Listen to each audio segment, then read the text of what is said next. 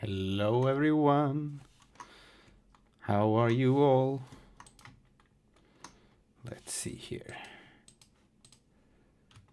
How does this work? Hello everyone. So I thought today I'm gonna do some D3D12 stuff.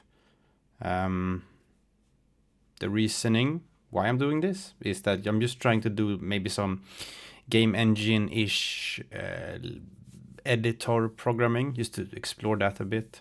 I've been thinking about, good morning, 25th. It's lunch time here. I've been thinking of maybe it would be interesting to try to look into some kind of game engine project in Odin. We'll see how that goes. It's nothing promised yet, but I'm just playing around essentially. But one funny thing about game engines, right, is that whenever by game engine I don't mean by game engine I mean sort of a general purpose tool for making games, not like I always rant about this. Like if you want to make a specific game and you want to make it from scratch, then just make the I'm gonna adjust the mic here. Then just make that game. Like then just write the rendering programming code and just write the everything you need for that, and don't worry about the general case at all. Don't think too much of game engine. But if you on the other hand, if you want to make a tool for other people to use, like your idea is not to make a game of your own at all. Like if you want to make a tool for other people to use, then on the other hand, like if you have lots of examples like this like Unity and Godot and Unreal Engine and stuff. If you want to make something like that, then that's of course there's nothing wrong with trying to do that. You just need to be honest with yourself. If you're trying to make a game, then you should go make a game, and you should not try to make something general that can be used to make any game possible, because then we'll never finish a game. But if you want to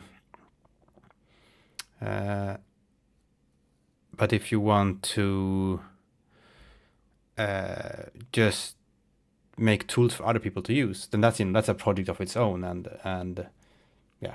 of course then you should try to make small sample games just to check that your stuff works properly. But we'll see. I'm just playing around essentially now. I have nothing to show yet really. There's no game engine here. I mean, I have some crappy rendering stuff here. Like I have this is the D3D12. I'm trying to render some rectangles and figure out some UI drawing stuff. Adam Campbell asks, you were working on one for a job a while back, weren't you? Yeah, I was working at Our Machinery and BitSquid, both. Our Machinery was sort of famous for, both were famous for their blogging, sort of. And we're gonna look a bit at something that Our Machinery did that I don't know how. It's described on a blog. We're gonna look at the one draw call UI a bit, and I never did that at Our Machinery, so I know as little as you do, because I'm sort of a game engine systems programmer and game engine tools programmer, and I do gameplay programming. I'm not that good at rendering programming. That's the thing, right? But on the Machinery blog, there is this one draw call UI, this thing here. This is a blog post about the high level stuff, and then there's another blog post linked at the top about the low level rendering of the UI. We're gonna look, like lots of people have looked at this and done their own sort of take on it, what that means, and we're gonna look at doing something like that too. So what I want is just some way to render maybe little rectangles on the screen for starters, and we want to feed them in from a buffer into a shader, and then we want to use the sort of index, the vertex ID or index of each vertex, and encode some information into it, so we know where to look in the buffer and what we're looking at there. And then we can add more things, like we can have a rectangle, and we can have a rectangle, and then we can have like whatever, like little, you want a circle or you want a, I'm not sure exactly how to do text yet. We'll have to look into that. But all this is, you know, as I go. And my little immediate roadmap for this is that I want to try to get the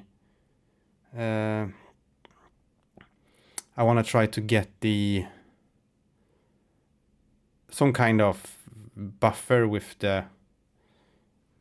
some kind of buffer for my rectangles in, and draw them using this vertex index. Into the index, put like where in the buffer should you look. And after we've done that, I want to look at putting the rendering on a separate thread. So sort of, I'm doing this also sort of to practice the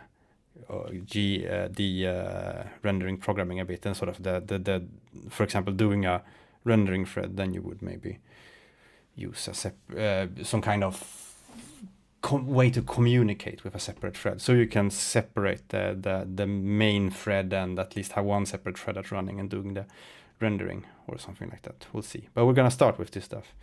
Hello, Leandro from Brazil.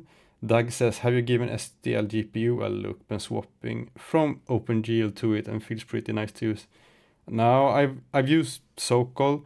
Here I'm using D3D12 because I think STL GPU and Sokol, maybe if you want to make a game, then those are good options to kind of, you know, the reasonable abstraction level to make a game. If you want to make like a bigger project, say that you're looking at making a game engine or a general purpose rendering framework or whatever, then maybe you should look at doing the most obvious choice for the platform. The most obvious choice for Windows is Direct3D. The most obvious choice for Linux is, I don't know, Vulkan or OpenGL, depends, probably Vulkan.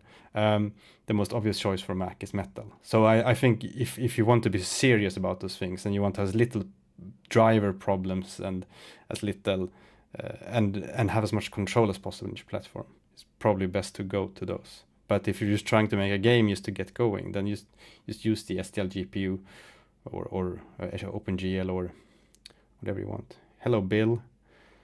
Yeah, so at work you do, yeah, so what Bill is talking about is the Django FX. They use the one draw call approach. I did it to minimize the GPU time for the UI. Yeah, it's pretty fast, because so the thing here is, right, that many game engines use retain mode UI. So you kind of create objects and keep some kind of state around for each object.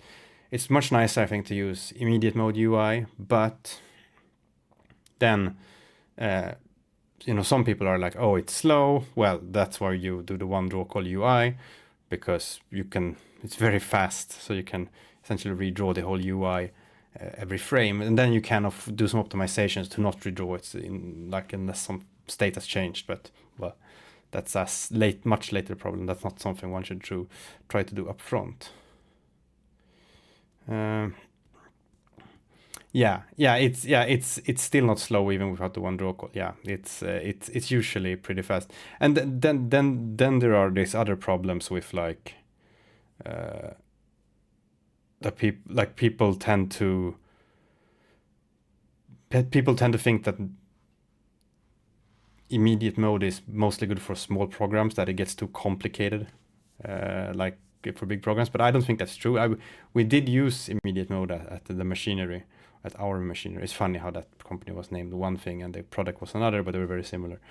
The and our, we did that, and we made a whole game engine editor like that, and it worked fine. It's just you have to know there are some funny things that can happen with when things sort of, maybe it's like things move, the draw order moves around because something suddenly pops up, and then you have to make sure that things don't get messed up. But in general, I thought the editor programming was much nicer with that way of working.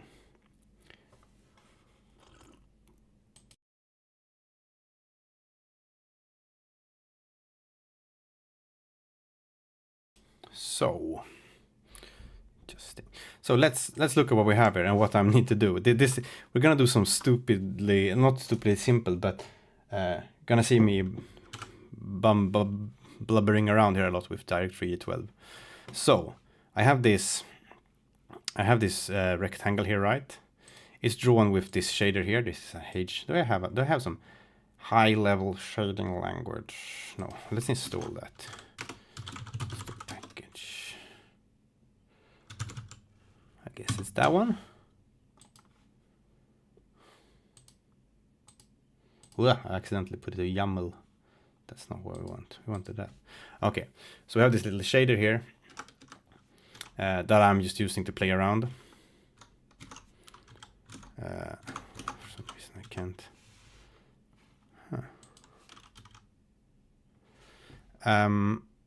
The reason the rectangle. Wow. Okay, we have some.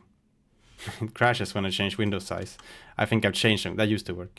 The reason this one is a bit funny offset here is because I've been trying to use the. I was experimenting a bit here using the vertex ID to put random shit inside it, essentially. So we have the index buffer. We have somewhere here. So this is all. Lots of this is just hard coded now. We're gonna make this more and more general. So you see, the reason it looks so funny that triangle, whatever you wanna call it, or this triangle here looks so funny is because the indices are. So there are there's 4 corners of this cube quad here. They're here, and then the indices 0, 1, 2, 0, 1, 2, I think, and then it's 0 to 10. And the reason it's 10, like if I do 0 to 3 here and restart that, then it's a normal thing.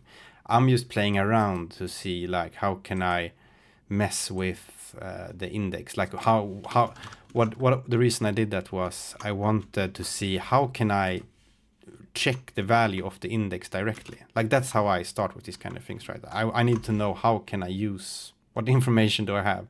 So I was able to find the internet. You can do this to the input. You say v is sv vertex id, and this is the index as far as I can tell. So I put 10 here, and then I check. This is just a little hack to check if I hit this one, and then I just then I have an array of numbers that I use to offset it. So that's just all I did, just to test it. And we're gonna use that to try to make something more general here. This is just playing around. Where is the draw? Where did I do that? I want to see where the nums equal. Yeah, so here it says num equals 400. If I do 700, restart it, you see it moves. That's just because I have some extra constant buffer here. This nums is an array of 64 things in it. So I just say that the thing at the first position, and then the reason I use 10 there is just because I just 0 is used already in the vertex buffer. So for the index 0. So I'm just using 10 as sort of like a way to test this. So I just say v minus 10 here. Then I pick the first one, which is, I mean, we could just as well do this, right? Was it 700? We could do this also. 10 equals 500, and then just say v.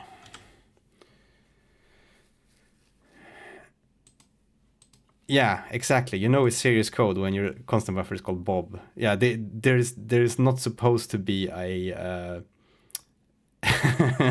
this is this is, and also there's like a t here that's plus equal, and it's not used because I used that to animate it to see if I could get the yeah, I was trying to I have this little matrix here, and I was trying to see if I could animate it, and it works. I can move the thing back and forth like that way by changing the translation of this matrix here. Anyways, wonder why that didn't work. Oh, no. Interesting. well. Should have worked to put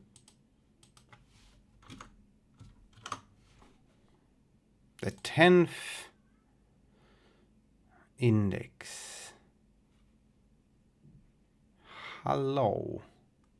Oh well, this is okay. I'm just gonna understand why this doesn't work. So what I'm saying here is, if v is 10, so do I still have the correct index? Okay, so if the index is 10, so as far as I know, the index here, the index, the index from the index buffer, that's what you can get in vertex ID, as far as I can tell. And then, so I was just experimenting here to check if numbers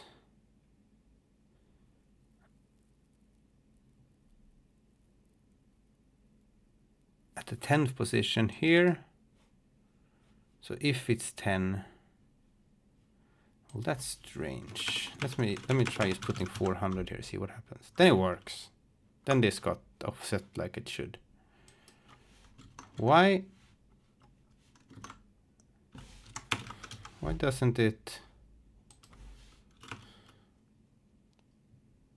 Interesting. Why doesn't this work though? That is interesting. I think it's probably like, because it works if it's at 0. So if I do v minus 10, then it works, right? So it's probably that I'm not copying the whole buffer somehow, or that my buffer is too small. Maybe I'm, because here doing at the constant buffer start, I'm copying Bob. Okay, we can be serious here. We can call it the CB. And we copy that into there. Okay, where is this constant buffer start made? It's made here. The width is CB size. This is just a buffer here. Oh, here is something. Here's something with D3D12 that I have had troubles with. Like when you let me find I had some blog I found recently. Like what was it? I'm gonna find it. Create. What was it?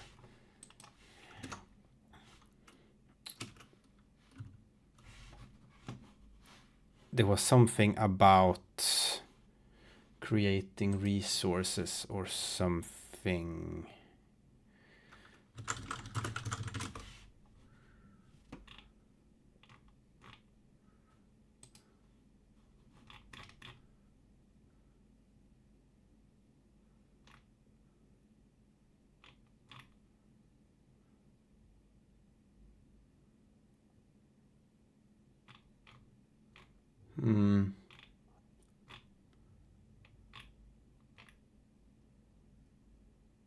Anyway, so what tends to happen with D3D12 is that instead of, you see this buffer desk here, they tend to sort of like use sort of some, I don't know what they call, like they call like D3DX12X or something, some kind of API like that. And then what that does is just like, there is one like, there's one helper method or function for making a buffer of a certain size, and it just creates this thing. But that just makes it so that whenever you look at this stuff from other languages that don't have those helper methods, then you're like, huh? You know, all the sample code for all the C++ stuff for D3D12 is no good for most other languages. Like, it's good, but you have to like figure out then, okay, what does that helper method that actually does this create? And like, couldn't you skip that and just write this? It's not that hard. Maybe, I mean, of course, maybe you don't want to end up in Vulkan level of explicitness, but yeah, it just has been annoying me. There's also a funny thing with this thing here. You have the UUID and this pointer. I think when you do this in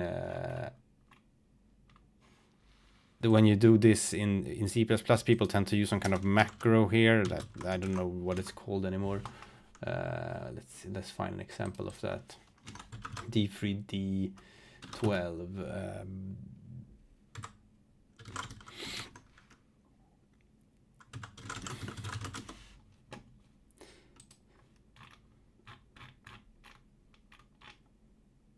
Like this stuff.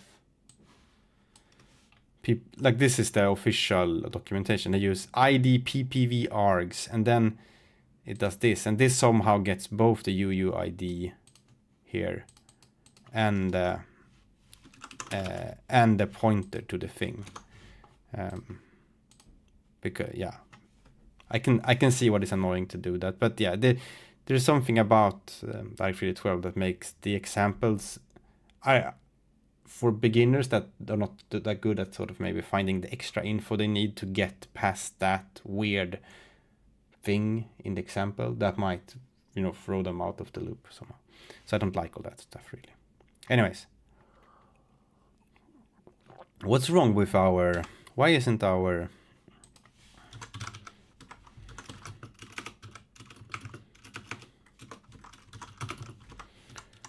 this thing, we'll do 5 here instead.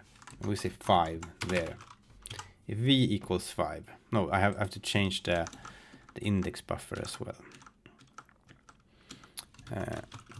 10, change this one to 5. Why doesn't that work?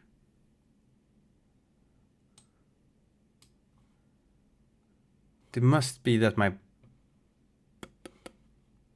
if I do 0 here, it must be failing to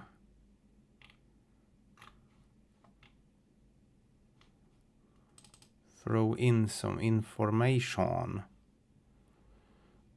Interesting. Because this thing is just the width here, so a buffer is usually just alignment equals 0. Is that? That's not even needed, but keep it there.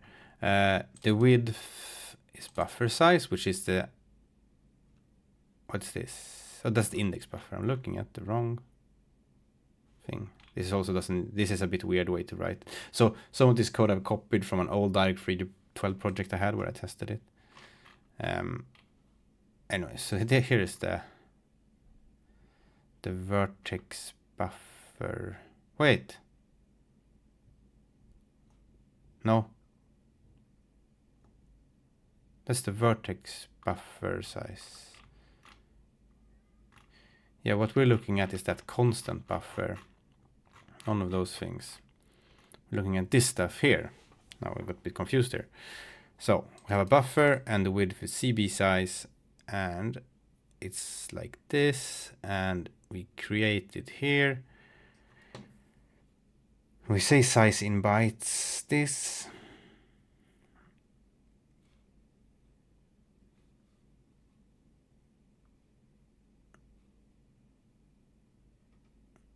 And then we map it, and we keep it mapped for the duration of the program. That's fine, really.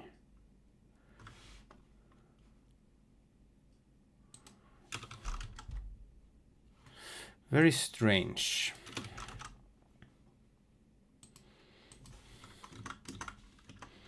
So maybe I need to debug this somehow. So that brings us to another problem, that my, what's it called? My RenderDoc doesn't work. I don't know if I need to do something special for RenderDoc to work. So RenderDoc is a program for inspecting what you can capture a frame of what the program is doing on the GPU, and then it does stuff. Then you can look at what the state of it is. Maybe it's not working that well with, maybe I just need to use the Pix debugger or something, but, or maybe something is wrong in how I set up my adapters, because I realized that if I change that code that I just changed here, I thought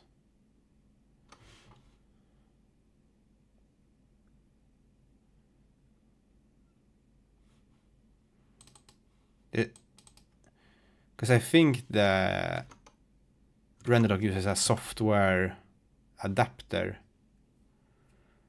Hello, Giuseppe.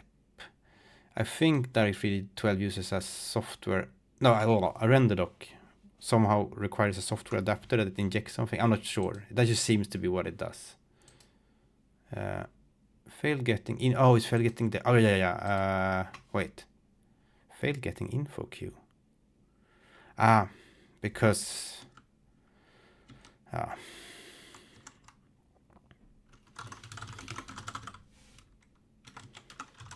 maybe it works if I do that and then go back. Info queue is for fetching extra debug information. So now it starts, but it says API none and connection status established, and I can't capture frames. This is my current problem. So if I allow it to use software adapters when I start things up, then it works.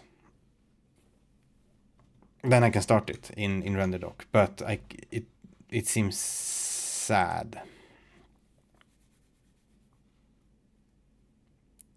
I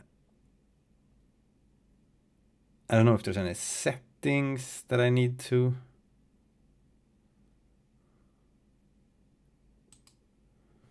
use or anything.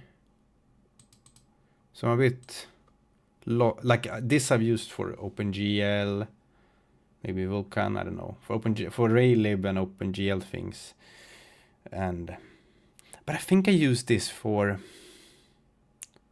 Sokol, which I think, oh, that's D3D11 maybe. And I was trying to look at this, like, I was trying to check, like, is there some gotcha with working with this for D3D12? But I don't know. Let's see. RenderDoc D3D12. Like it says here that it has initial support, but contains some caveats. I looked at this and I was like, okay. Hello, Llama Toast. I'm trying to do. I want to do some like game engine tools UI stuff on top of D3D 12. Okay, so Giuseppe says that it works fine. So I've probably done something bad. Like, yeah. I don't know if I should have any.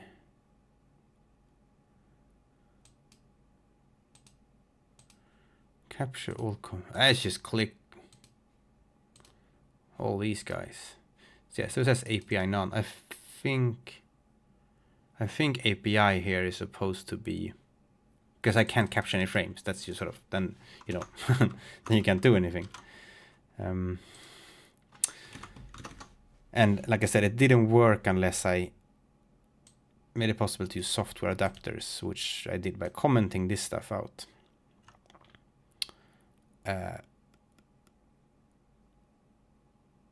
This whole loop is a bit of a.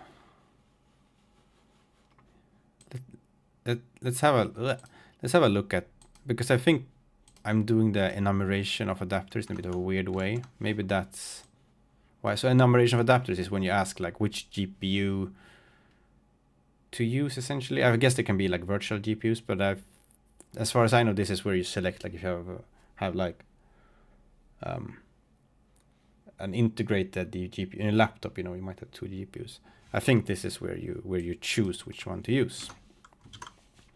So let's think about this. Enum adapters. Also, is there a later version?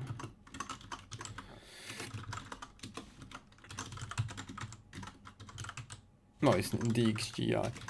Enum adapters.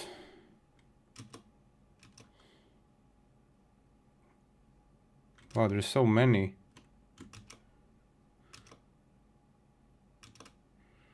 enum adapters by GPU preference. Maybe I should just try to use some of the that sometimes solves problem for you, because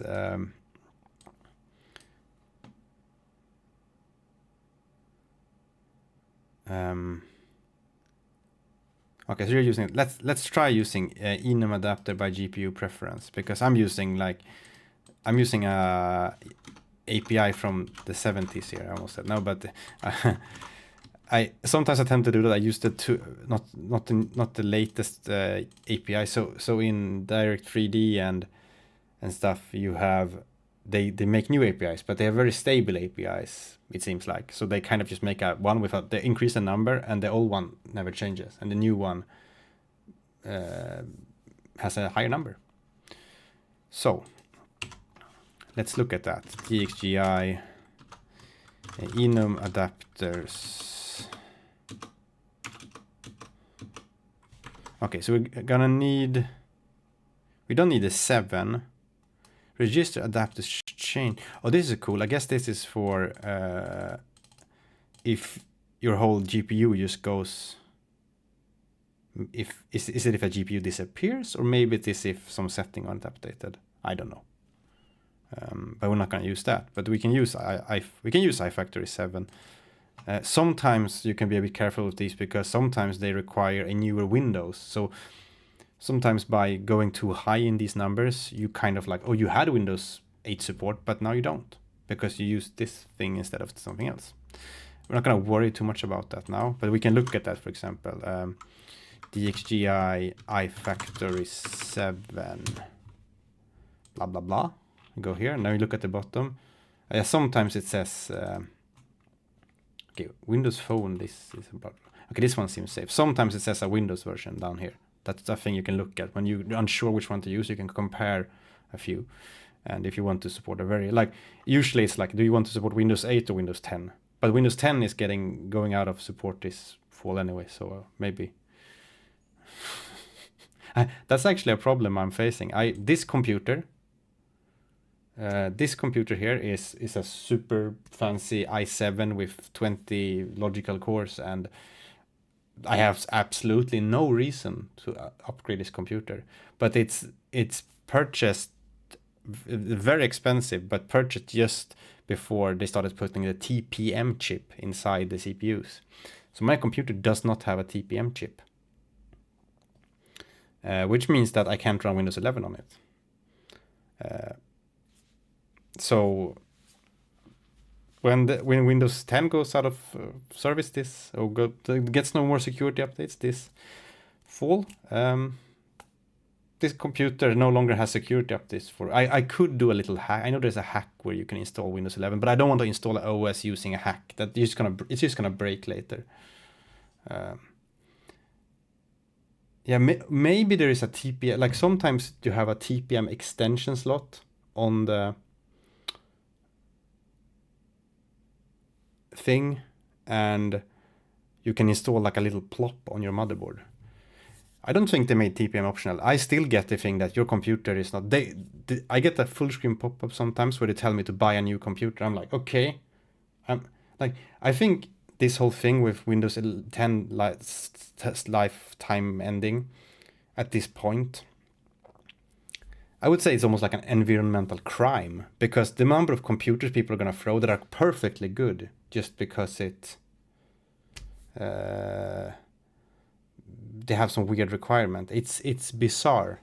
I'm not gonna buy a new computer. Yeah, so I mean, I've used Linux for many months. Like I've used it for like half a year, a few years ago, and it's fine. I'm perfectly comfortable with Linux and Mac OS and all OSs. I just prefer to do things on Windows because the debuggers tend to be better. But I'm not gonna use hacks to be able to install Windows 11. So if I can't install Windows 11 on this computer, I'm just not gonna use Windows on it. I'm gonna have Windows on my laptop that already has Windows 11, just for doing Windows builds. But yeah, that's just how it is. They're trying to make me throw away like a desktop computer that's still runs the latest video. Like this thing, here's the thing, right, with CPUs. You don't need to change your CPU and motherboard that often. I used to say that for each CPU, like you swap the GPU 3 times before you swap the CPU, because things tend to, like for video games, you know, it tends to be more of a GPU problem when your game is slow. As long as you have as long as you bought a CPU that was fairly fancy when it came out, then you can just keep upgrading your GPU, and that's gonna be fine. And this can still run the latest video games, this computer. Absolutely. There you, yeah. No, I'm not gonna. I mean, so I can keep Windows 11, but you know they're gonna stop doing security updates for it. I can keep Windows 10, I mean, but they're gonna stop doing security updates. So your computer is gonna be, you know, dislike Windows Update as much as you want, but Microsoft is patching security holes in it. So they're just gonna drop that in the fall. So your computer is gonna have no more like kernel security updates or whatever.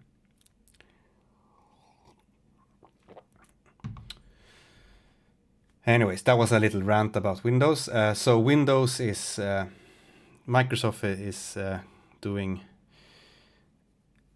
and causing an environmental disaster this fall by making people throw away perfectly good computers, and I'm not going to.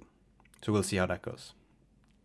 But I'm fine. I mean, I know how to use Linux. I just feel bad for I'm thinking of all the people with like, oh, this computer that I use, there's nothing wrong with it. And then they throw it because the pop-up on the screen told them to. It says, get a new computer, it says now.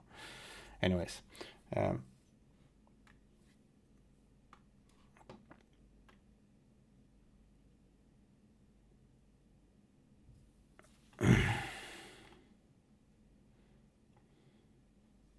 Anyways, what we're doing. Yeah, we were doing the factory stuff. I got so annoyed there. We can do the factory 7 probably. DXGA factory 7. I just have a little structure called renderer where we put that stuff. We try compiling. Still works. So we've changed to the correct one now. And now we can say, okay, so how do we use that one instead? Maybe there is a little, what's it called? DXGI factory 6, it's called. Maybe there's a little example here on this thingy. That would be nice of Microsoft. No, okay, I just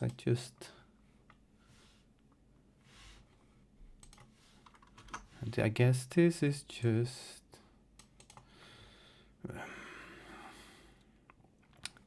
thank you, Brandon. I think doing this, for some reason I don't find DirectX particularly hard, but there's just something about it with the UUIDs and a bit how it's structured that makes it like, I think just people tend to bounce off it, so it just becomes a bit mystical.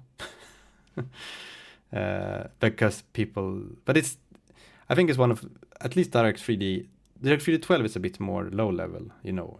It's not on Vulkan level, but it's not explicit as a Vulkan, but it sort of tries to do the same thing, being more, you have more control. But DirectX 11, when I used it, I was actually it was one of the easiest graphics API I've used to just get stuff done. It was fine. It was certainly less error prone than OpenGL, and and nicer to use than Vulkan. But anyways, now we're using DirectX 12 because I just thought that I want to do that. I want to try to do the modern stuff. Okay, how to use this thing. It returns a H result here. And that one's gonna be OK, which is 0. SOK means 0 if successful. So we're just gonna go down here.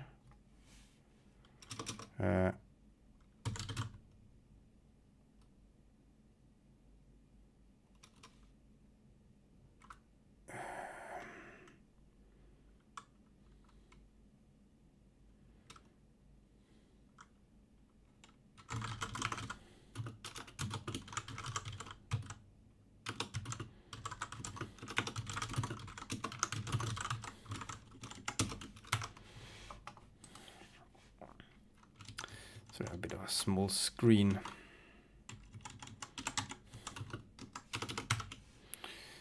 And then there was an adapter number. Oh, that's what we wanted. Ah, la, la, la, la. That's why we have this here. Okay, so we're just gonna try doing this in enum adapters by GPU preference. And that one wants, okay, what kind of preference? What preference do I want? Oh, I want high performance guaranteed. I'm doing high performance computerings. Yeah, I'm just a bit cramped here on my screen. I tend to use a bit bigger font when I'm on stream. Wait. What am I doing here? Adapter is I. High performance. The RRID is a dxgi.iDevice UUID. So this is just they have some kind of unique identifiers for the different APIs or something like that.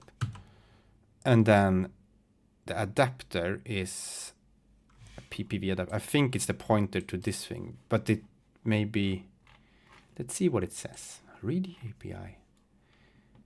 The address of an DXG adapter interface pointer to adapter. Okay. I have adapter 1. Is that a problem? Should I? How many adapters are there? There's adapter 2 and adapter 3 and 4.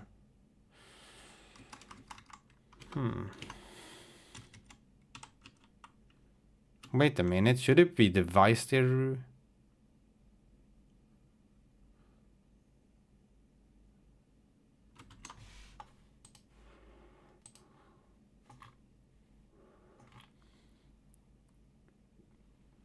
Yeah. This is not supposed to be I'm looking at the wrong thing. This is the device down here. Here we're supposed to say which adapter UUID are we using. Yeah.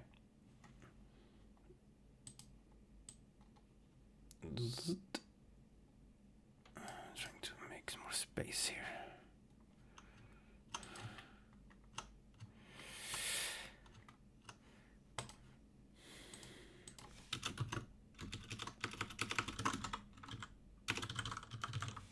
I adapter UUID 4, maybe? Which one to use?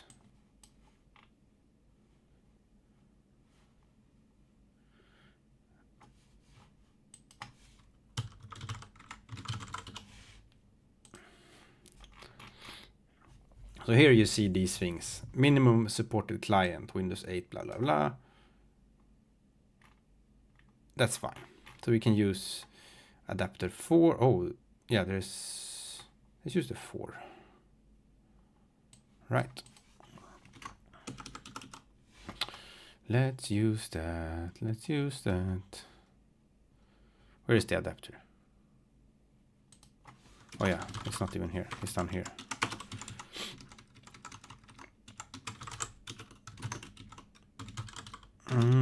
What's it called? I adapter for UUID. And then we send in a raw pointer to a raw pointer. That's the DXGI adapter. Maybe that stuff will work.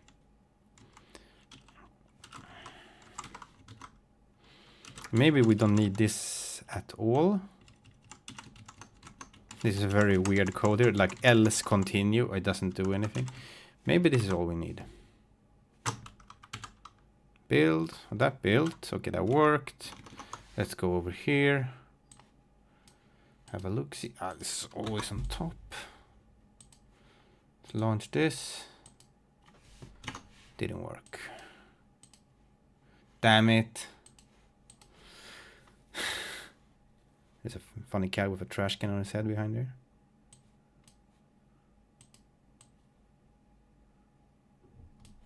Very good.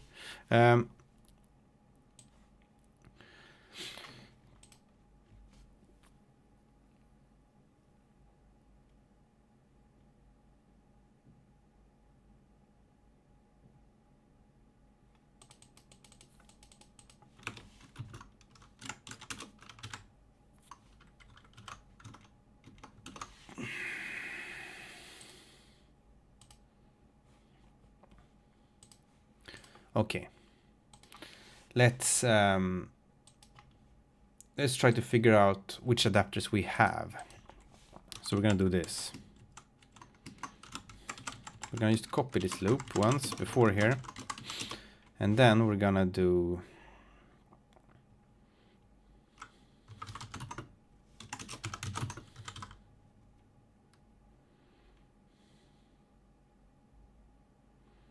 get desk, and we're gonna do adapter desk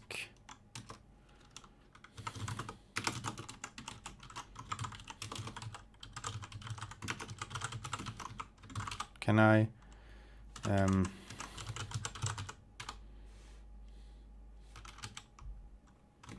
oh, okay, here we have, so here is interesting. In the log here we see we have an NVIDIA RTX 2080, that's my beefy GPU, and then we have a Microsoft Basic renderer, and this is the thing, right? You probably want to, maybe if we do high performance here, what happens then? We can just, can you still get both? Are they sorted differently? Like if I put what is the minimum power here? No, okay. So what's the,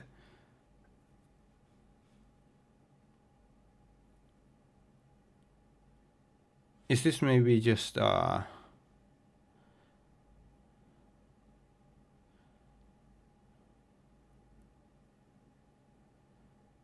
guess this is just some software render here. But anyway, so what we're gonna do is we're gonna do the same thing, but we're gonna boot from within RenderDoc and see what it says in that case. Because I can almost bet you money it's gonna be a bit different. Well, it isn't. My money is gone.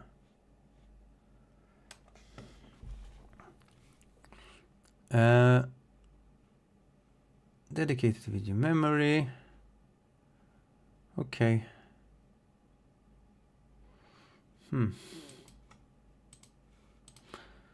Okay.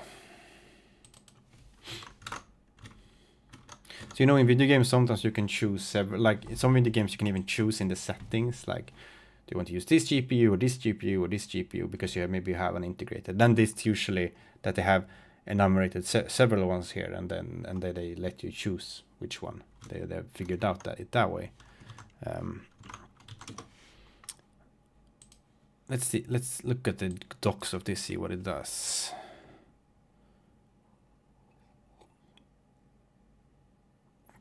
Right, if I just read the docs, then everything will be a bit simpler.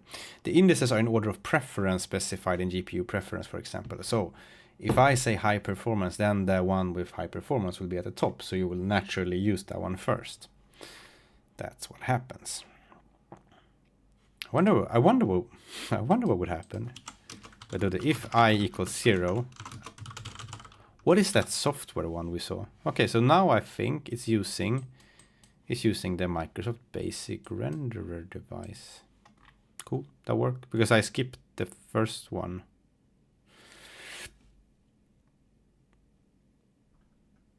Oh well. Well, does Windows or NVIDIA power settings affect which GPU gets selected?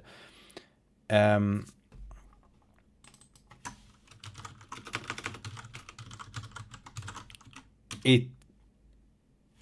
think that's why this is here. So I can say I want high performance. So even if you try to say use minimum power one, then this will override that. I think there is a setting in graphics card setting that you can force it to always use the minimum power one. But that's usually like in the NVIDIA settings.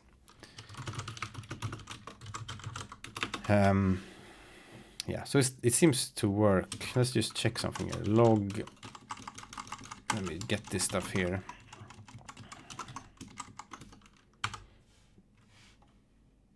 Yeah, there it skipped the. So this is rendering using the whatever that basic renderer is. But I guess that's the low power one or something. So that's interesting. I think this is a good way to sort of try to figure out how things work.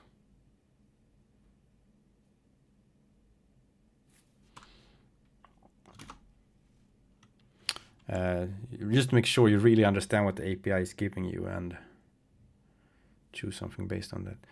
So this is all correct then. And even in RenderDoc, it's still doing the correct thing.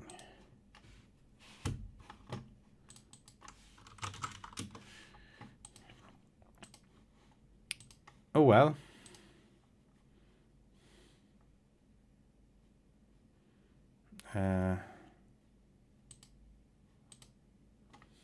Sad. So sad. Because now it said RTX.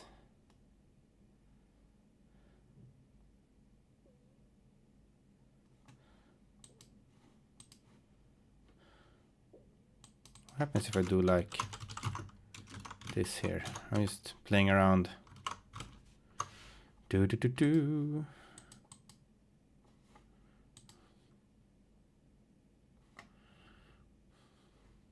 Does that?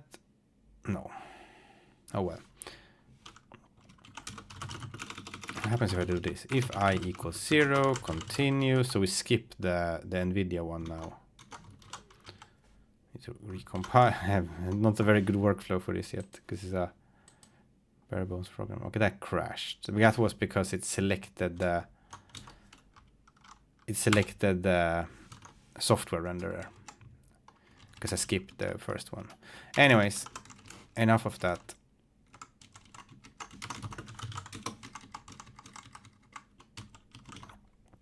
Let's look a bit more at, well, not the command prompt.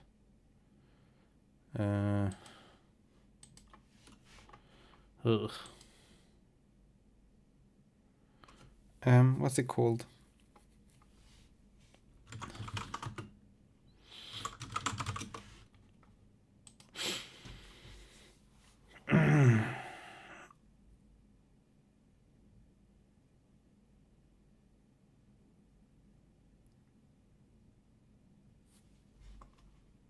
RenderDoc has initial support for D3D12, but it contains some caveats. In addition, not all replay features are supported, but it's eventually reach parity with that. That's fine. RenderDoc assumes that even if you have multiple present, that only one is used. Node mask is always 0. What the hell is node mask? Multiple queues are supported. RenderDoc captures may not be portable between different. That's fine. Ray tracing, that's fine. On D3D12, there is a RenderDoc extension provided with this interface queried from an i3D descriptor heap. That's fine. This is just an extension for making it the debug. So in the RenderDoc, you can see like what some, I think it's for naming shaded resources maybe, but that's fine. Okay. Node mask is always 0. Okay. Whatever you say. What is node mask? Oh, I opened that one by accident.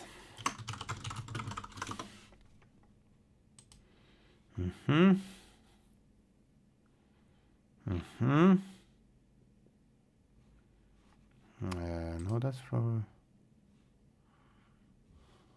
What's this node? Here's someone that mentions node mask. command Q desk.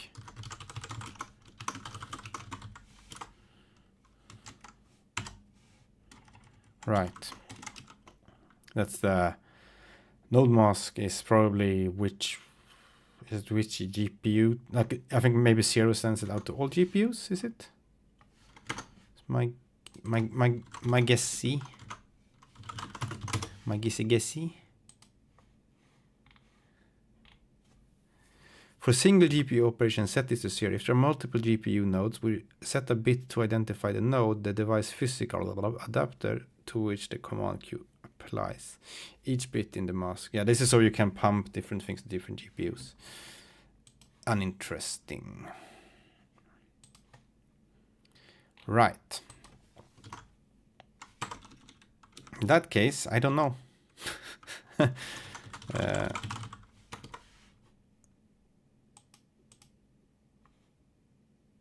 Should I use a later device? Like there's all these blah, blah, blah. Get adapter. Does that matter? Which device I query? Maybe.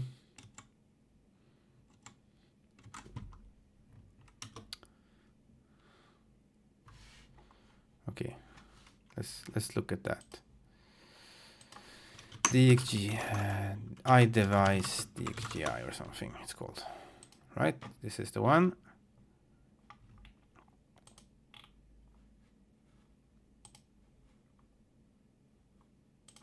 When did you introduce device 4? Here. Target platform Windows. Okay. Allows the operating system to free the video memory resource. Okay. Well, let's try changing the device. I'm flying a bit blindly here.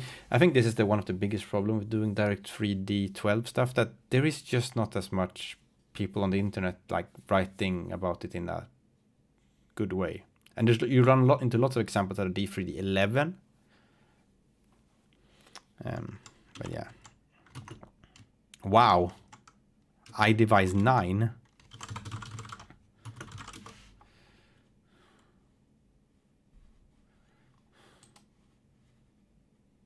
When did that happen? iDXGI device 9. Oi, that was DXGI device 9. Okay, what is it?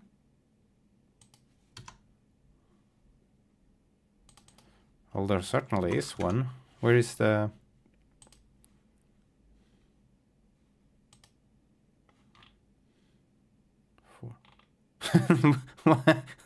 Where is it? It's not even in the... What is this stuff? What is device 9? It's not in the docs. Or is it further down? D3D10? Oh. Maybe that's why. But iDXGI device 9. And this is what I'm talking about. The documentation is a bit...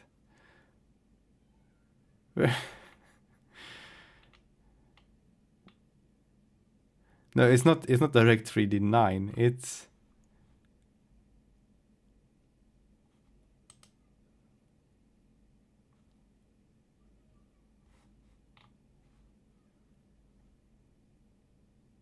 D2D.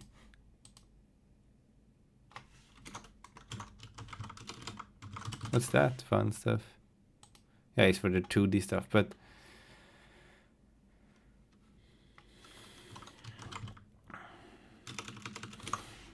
this is bizarre. iDXGI device. Okay.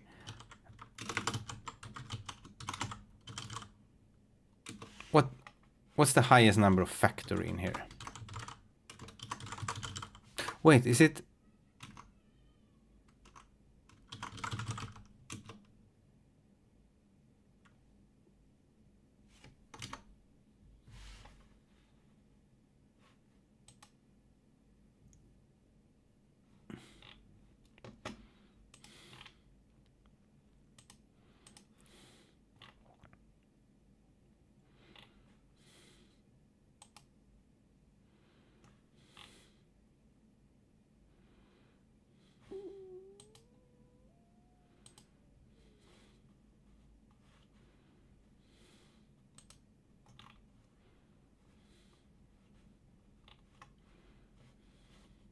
What is this? What is this?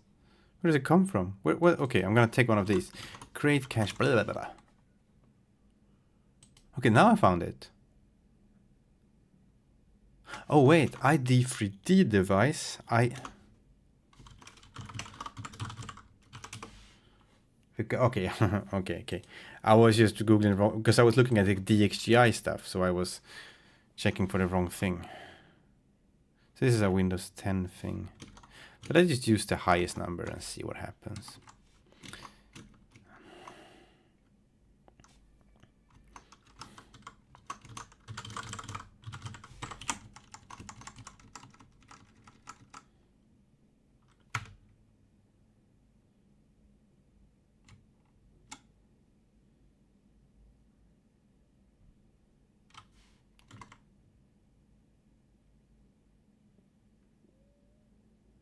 Why?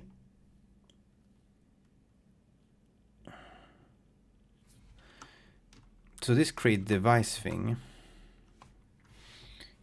I call it once with nil and then again down here. I think that's just to check which adapter to use, but is that really necessary?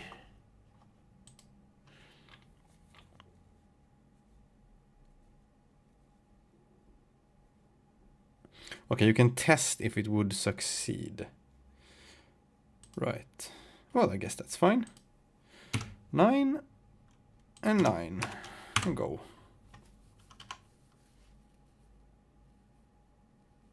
Okay, so this is the weird stuff, right? Why is the device in here?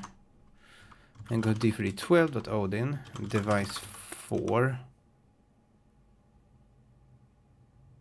Okay, this is a confusion on my part. There is something called a DXGI device and something called a D3D device. Is there?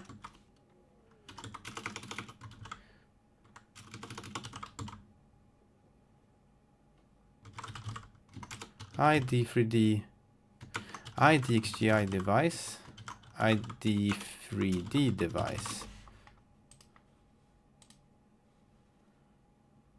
Okay. This is a generic thing that produces image data. This might be the problem, that it's using a... Wait, maybe...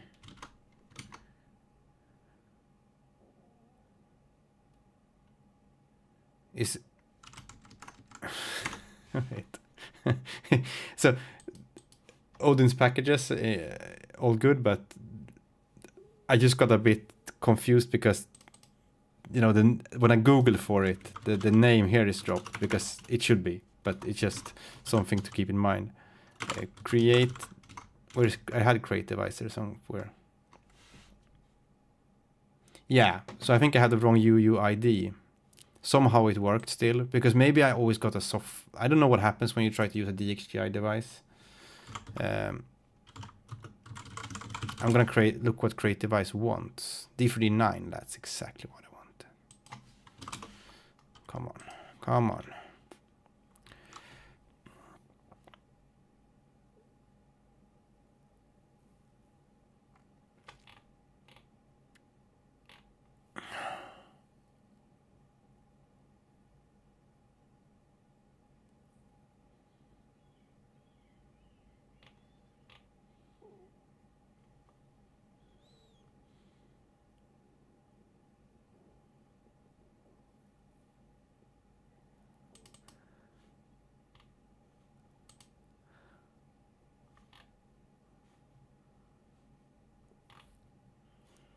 Right.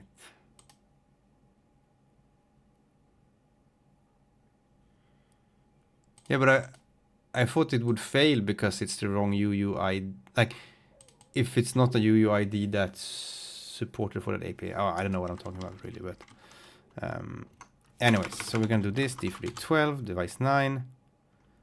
Something is wrong. Okay, apparently I couldn't do that. Okay, let's try what Giuseppe did. Device 5. And then we need to change up here as well. right? That worked. Let's go into RenderDoc. Oh, got it. Thank you, Giuseppe, for... And yeah, great. So we had the wrong, but you see, these are the things that I notice something is wrong, and I could just ignore it, but then I would have no RenderDoc, and my life would be terrible. You know, and I saved lots of time by doing this, even though it took like an hour to figure this out. Yeah, the type safety of these APIs I mean, the D3D12 is much more type safe than, say, OpenGL, but sometimes you can mess these things up. Life without RenderDoc is not worth living. Correct. Let's see where we were. We were doing something. We were trying to see if we could feed in just a funny random thing into the shader here. So at position 5, so we have a hack in here just to test if vertex ID is 5, then we pick the position by looking in this array instead. We're gonna replace this later with, I have this structure buffer here which I'm gonna use. So this stuff is not used yet, but here I'm gonna try to put in UI elements, and I'm not sure about how to do this stuff either. So it's all, you know, all of this is very, I'm not sure about it. So I'm figuring it out as I go. So let's try to figure out, now we have a RenderDoc there, we can maybe capture a frame, and then we capture a frame. This is why I wanted to get this working, because now we can load this frame. We have a look, and hopefully we can see something here. Let me have a look around in here. It's a bake command list. Can I unbake the command list somehow? Because maybe it would be nice to see. I think in...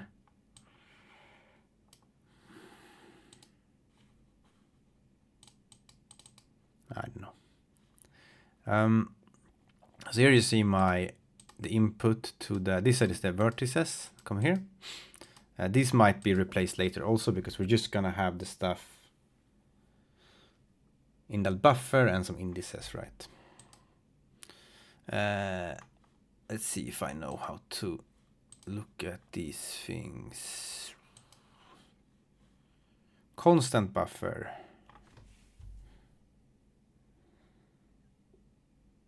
Well, that sounds... Yeah, this is red and it says something. Wait a minute. 1076 bytes needed. Okay. Constant buffer. Is that what this is? If there's an equivalent on Linux, I don't know. My guess is I don't think so.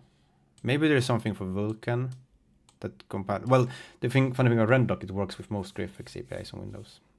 I don't know if RenderDoc works on... That's the problem usually with Linux, that there aren't as good debuggers. I can't do graphics programming without something like this. So that's my biggest fear of doing Linux stuff, that if I don't have something like this, then well, start a farm, I guess, instead. I don't know. Because you will be able to so quickly see, like, oh, what's actually wrong. Because now I see, like, okay, something is strange here. But maybe someone on Linux can have a better... I haven't done graphics programming in Linux ever, really. I only done, like, basic programming. How big is 4 times 4 times 4, and then we're at 64 times 4. Wait, maybe this alignment here is a bit cooked. Why do I have that there? I think...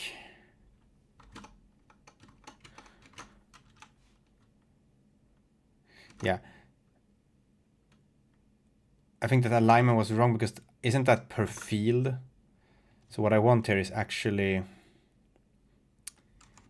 I think you must have some padding on this so that it ends up at the correct spot. Let me think a bit here. 4 times 4 times 6. No, 4 times 4 times 4. Right? That's the matrix. So 64, and then 64 times 4 plus 64, 320. Let's do 512 minus 320, 192. Maybe it's like that. Yes, it was. that wasn't some. That might have looked like witch magic. That was just because I know that the direct 3D buffers needs to. I think then the size of them needs to be divisible by 256 or something like that. I don't remember, but since it was, yeah, it was. The thing took 320, so that meant it was 192 away. I'm not exactly sure if there's a better way to do this, because I did this initially, but I think that makes it... I don't think that's how you do it. Let me look at in the Odin overview what align... I never used the align. I wrote a whole book on a programming language, but I don't really... The reason hashtag align is not really in there is because I haven't used it much.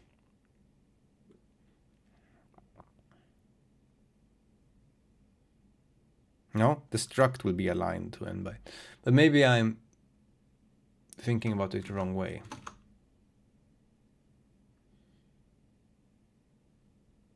Would this... Wait, but did it actually work? That was the question. No, it didn't work. Why am I...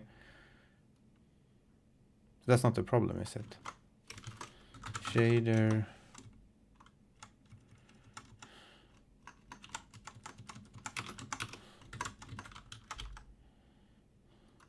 No, that's not the problem. I'm just barking up the wrong tree. I'm gonna fix this, the swap chain resize. It's broken.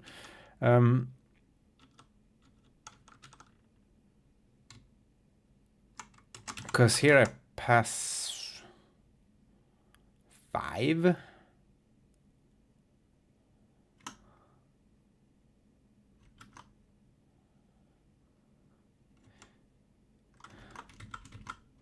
Right. So I think that actually worked. Yeah. Whoop. Close Sublime. Because that's what it does, right? It aligns the whole struct, which is essentially means like padding up it. So it, if you had them in an array, they would like...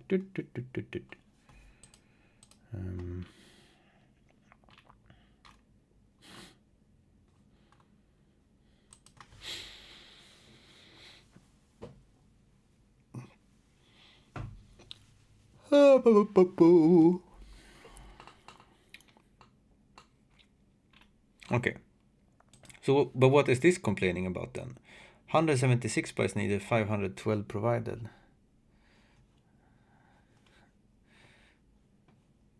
Hello. I'm sorry, I can't read the other stuff you wrote because I don't know. I don't know the language, the Cyrillic stuff. I have a very Eastern European name, but it's all fake. No, I have Polish heritage, but I don't speak Polish. Not that, yeah, or any other Eastern European language.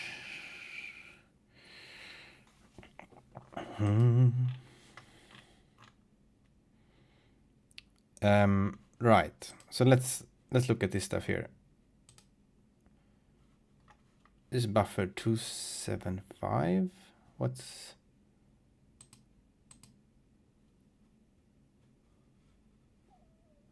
So this is the way I've learned to use RenderDoc. I just go around and like look for things that I recognize that I put into the draw call or something. And it usually works fine. Does this thing change as you...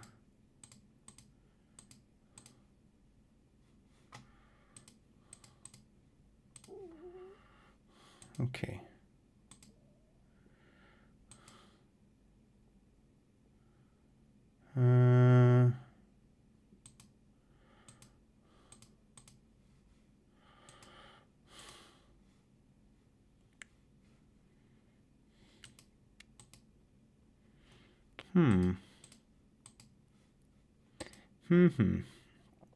Because I guess it sets the buffers, byte length. Which buffer is this? This is the vertex buffer. Okay. Input assembler. What's this buffer? This is the vertex buffer. Okay. Hull shader, rasterizer, pixel shader. Text shader. Binding, constant buffer. Let's look around here a bit. Input assembler.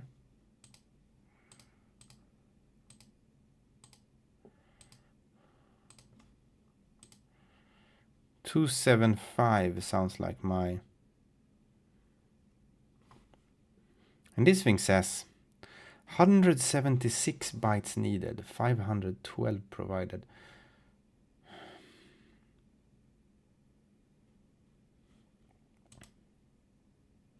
Okay, this is the view I wanted. Here you can see all of it. And you can see the byte offset of every single thing. This sounds correct. This takes 64 bytes, and then we start at 64 and we go up 16 bytes per thing. And then I would assume that my number would be here, but it isn't. What if I write it like a bit earlier? Like we write it at index 1 or something.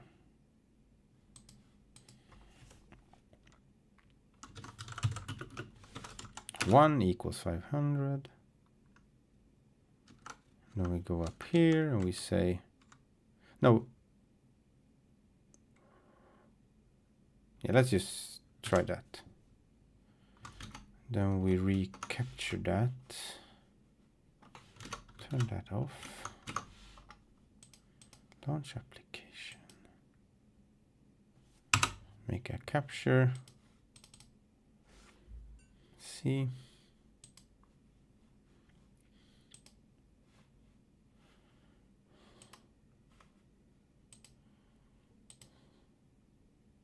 Okay, nothing. Okay, let's look at this the case we know that works when we put it at the first index.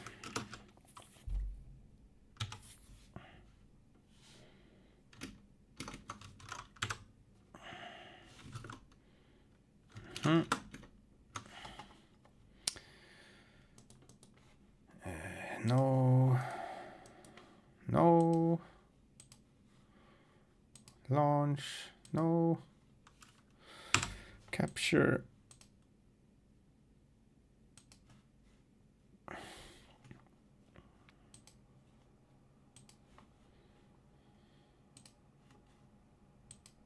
Here you can see this 500 on the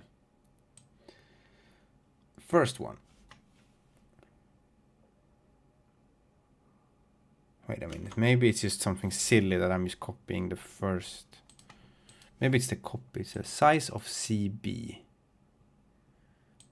But that should be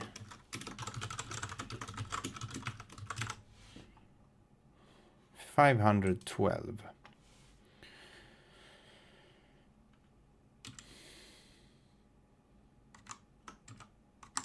Could it be that it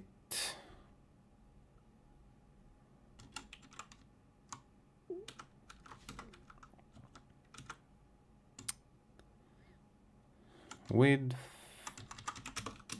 log of info buffers desk? What does this one do? This one has width 512. So it's not that.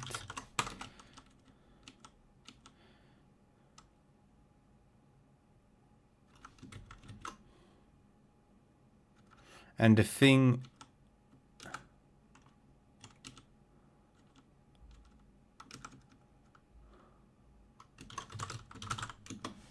thing I have in here is a fixed array which lives inline in the struct. So that should be fine.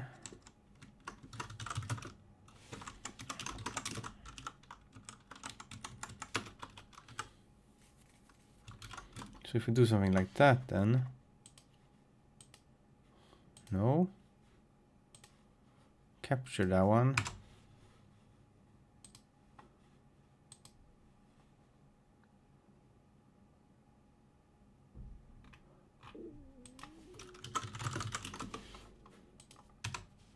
I captured twice by accident.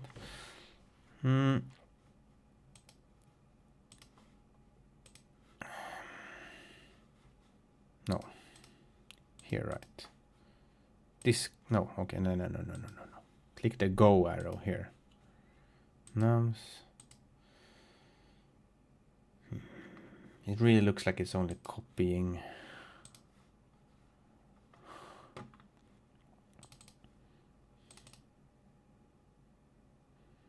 We know it copies 512 bytes.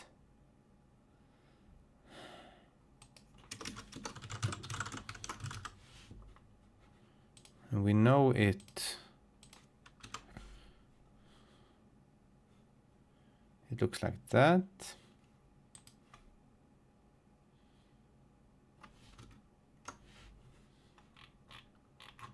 And it's nowhere else, so there's no like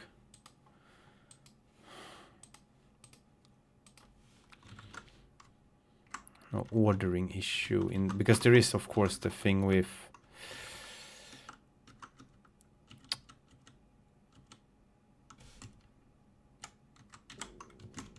layout here. Does that, can it be unknown instead? No. Row major. No, it's not. That's not the problem. Height 1, depth or an array size. Depth or array size. No.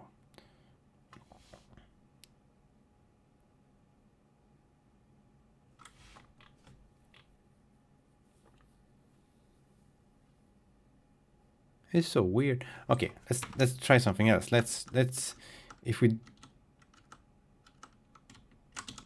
we offset it by 1, okay, we can do that this way. We can say hello f32, yeah, like that.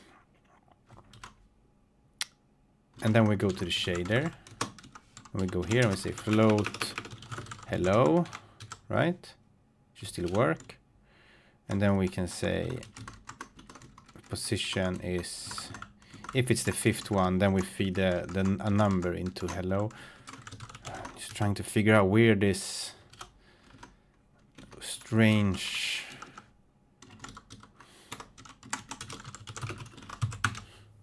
stuff comes. Okay, so I can put it into hello. You see, it used that one to offset that position there, so was no longer triangle, because there's 2 triangles, right? There's one here and one below.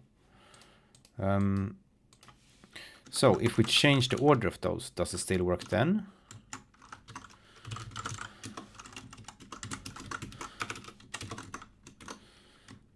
Like that.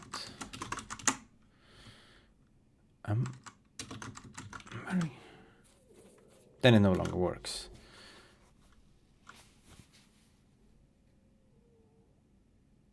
It's weird because I have 64 bytes in the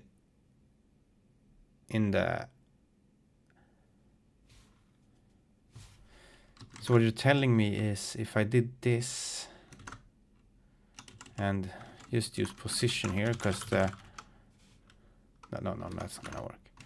Constant buffer, what is that? Just put the numbers in there, nothing else.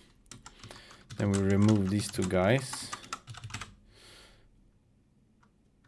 Wait, that's not gonna work because my scaling is gonna be wrong.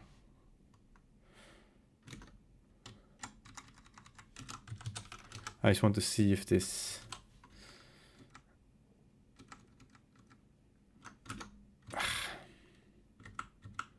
Okay, I kinda need the matrix in there.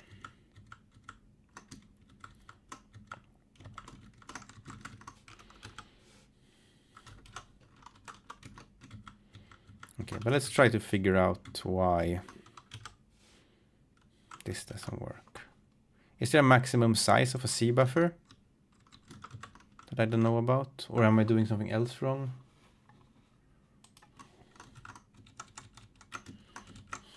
Ugh.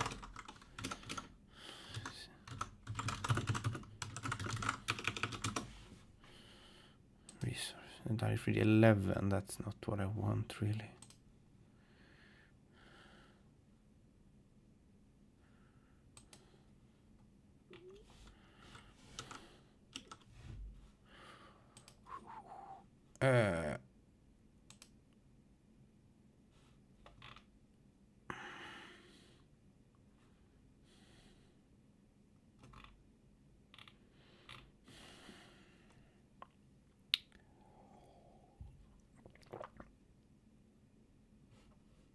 Alignment must be 64 kilobytes.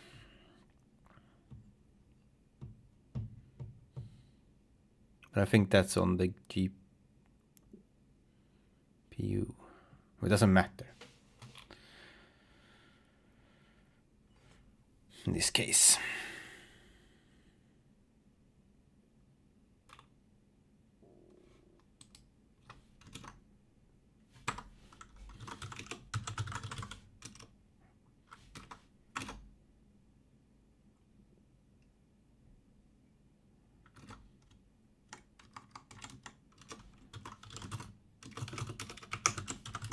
I don't think this matters either, because I think unknown is 0. Yeah,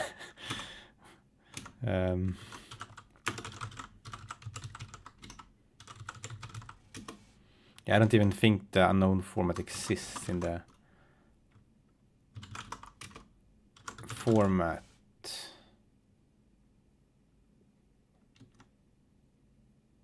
Wait, why don't I look at resource desk instead of format txgi? Okay, it's txgi. Yeah, but it's 0 anyway, so there was never a problem with that. Doesn't matter. Okay. So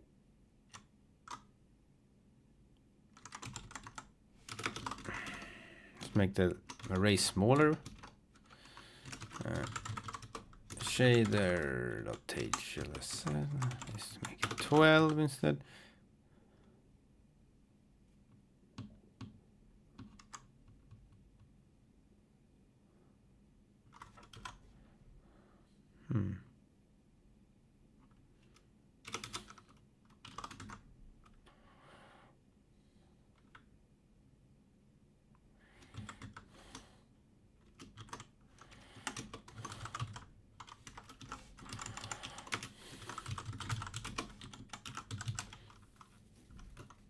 Very strange. How does this work?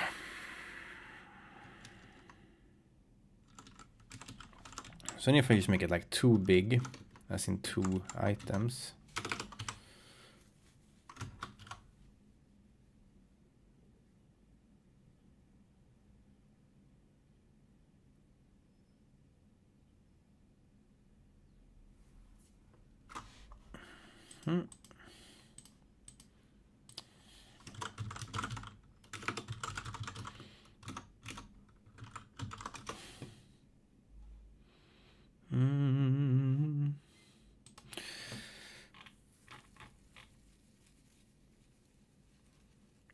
Here's someone with a big array in. Oh, he has the padding.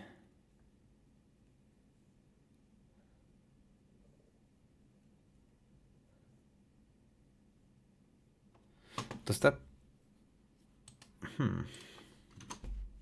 That's interesting. Does that matter? Because yeah,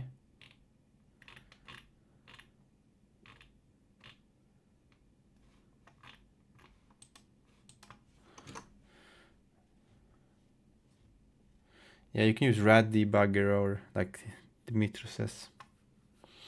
And also Remedy, DBG, like any debugger that works with C or C++, like they call a native debugger that can use like PDB and whatever format you have on debugging format you have on your platform. Those usually work. I'm thinking if here, is there a problem with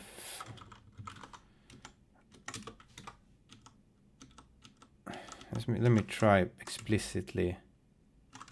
What was it now again? We put 6. What's this? It's 4 times 4 times 4 plus 2 times 4 plus 64 plus 4, 76. Round 12 minus 76. 300. No.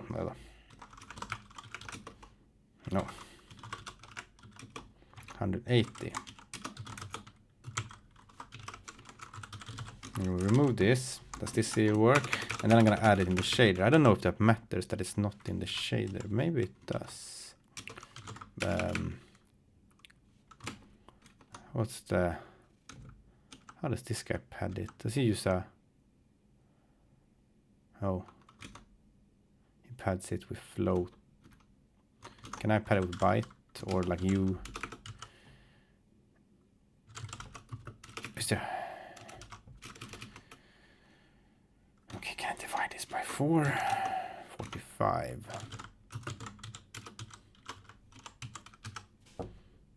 Still works. Okay, so I'm assuming that you don't need this because that's what D3D12 requires. It requires lots of padding here.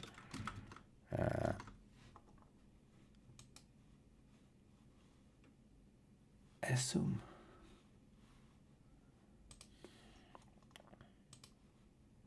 So how does this look now in the rendering doc?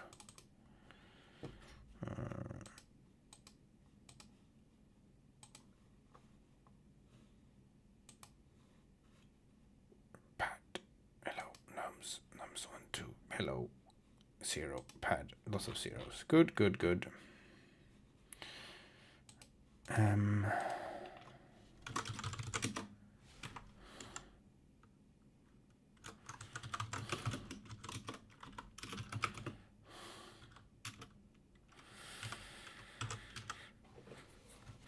Oh, supposed to close the...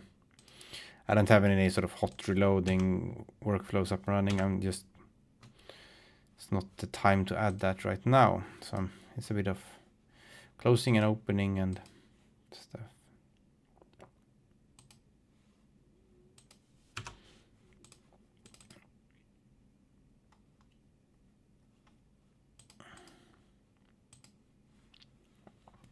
Yeah, any GDB or LLDB wrapper would work. Yes, that's correct. So we have again 7 there. So we do 7 and 42 in nums like that.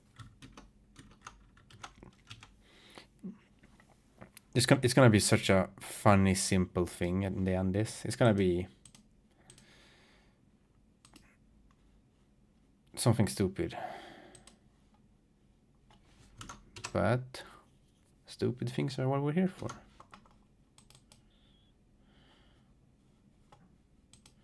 Right. Okay. This is the weird shit here. It says 804 bytes needed, 256 provided.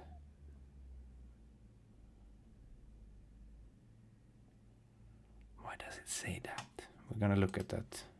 Try to make the heads and tails out of that. Because according to me, this buffer is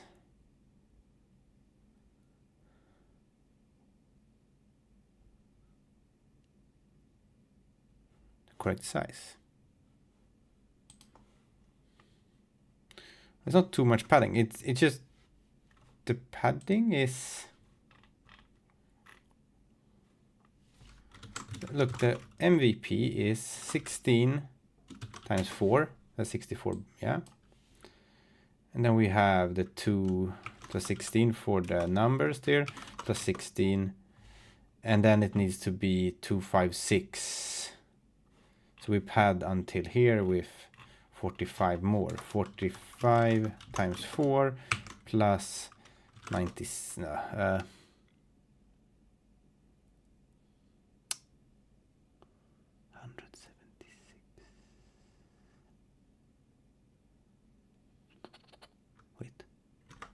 45 times 4 plus 4 plus 16 plus 6.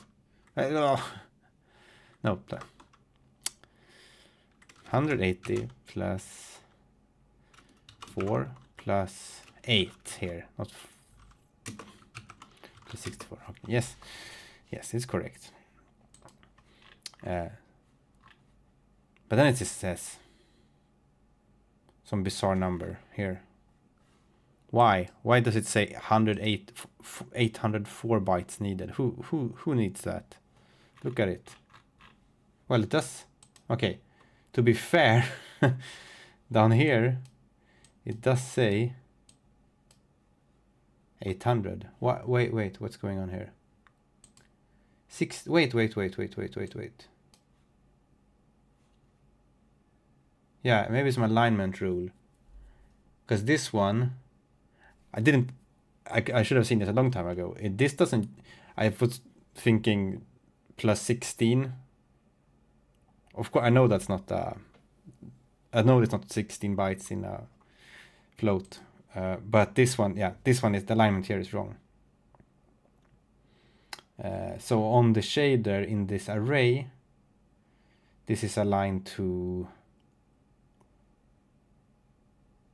well, the next one is just at, am I using the wrong type? Am I silly like that? What's the type in the shader? Shader. Float. Maybe this is not how you write an array at all. Maybe. Or maybe they need to be float. It sounds like they're float 4 aligned, like each item is.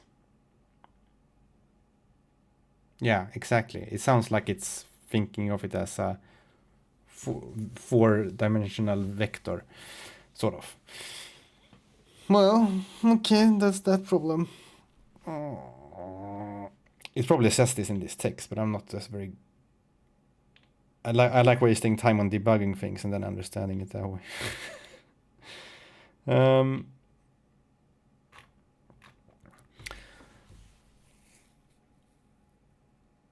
Right. So there's no problem, because I'm not going to use that code anyways. I was just wondering why it didn't work. It'd be funny if anyone rewatches this later and screaming at the screen like it's jumping 16. But I didn't see that. For some reason I thought that it was incrementing the amount of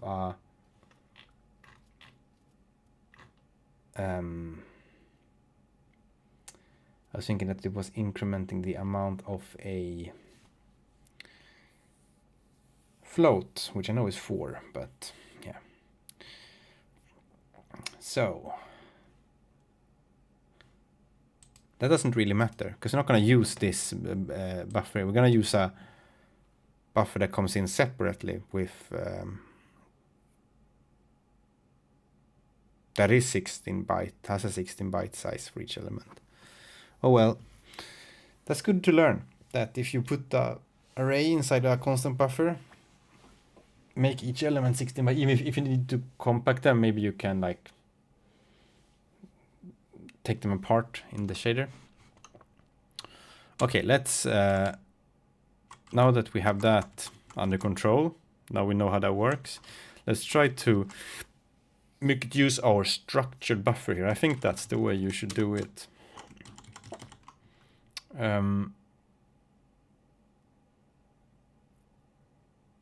So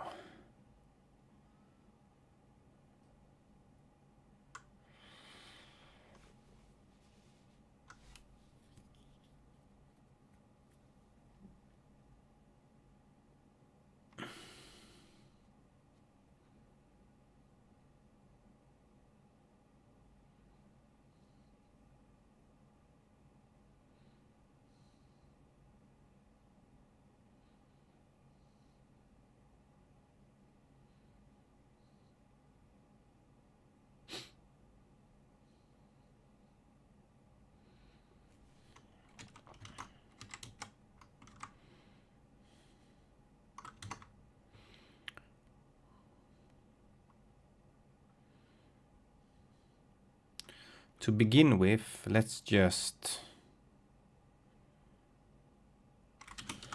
try to make this UI, like try to feed in some positions here and get the position of each vertex from those, and then we'll try to change this struct so it represents something useful. Because what it should be in the end is like,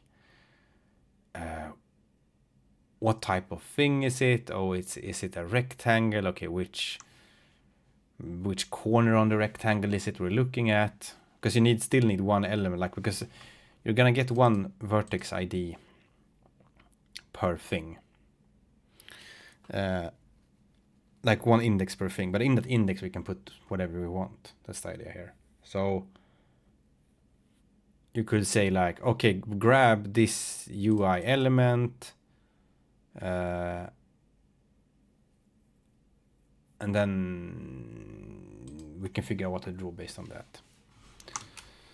Right.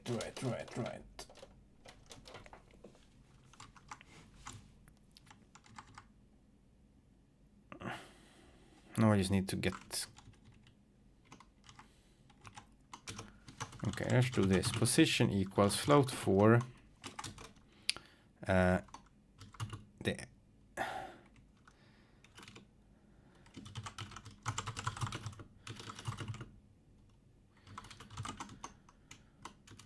and now I need to figure out how to load from the structure. I haven't even filled the structure buffer with anything yet, but I'm gonna figure that out soon. Structured buffer. I think structure buffer is the one I should use. Not sure. So I want to have an array of structs.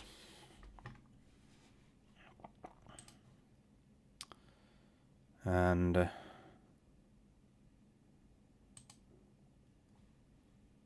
location of the buffer. I guess it's an index, right? Or is it a byte offset? That's the information after code put here. Location. Sounds a bit like a byte offset, but I'm not sure. And I think the way you do it is you just write UI elements.load. Then we put v there.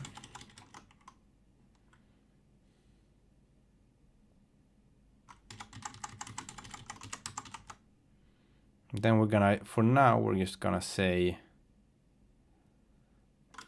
e.pos.x, well, x e.pos, and then 0, 1, maybe like that. See if this even RenderDoc thing has locked my executable. What? Right, that failed, but I think that's just because it's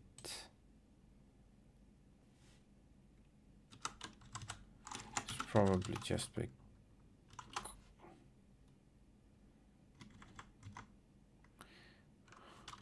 funny how it satisfied and sure.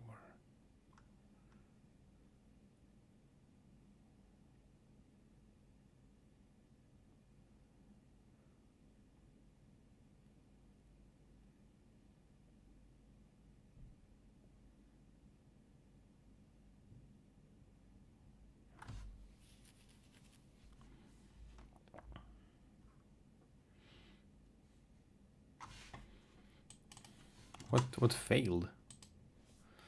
What did fail? Yeah. I hate it when you Google this kind of stuff and you're just getting people like, my game crashed with this error. I'm like, no.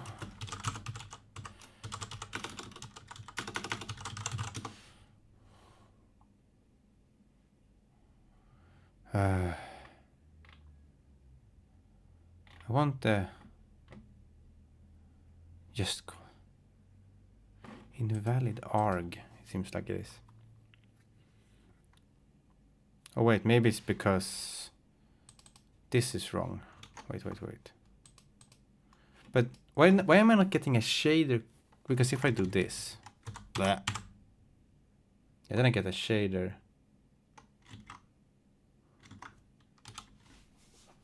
Error. You're not outputting a SV position.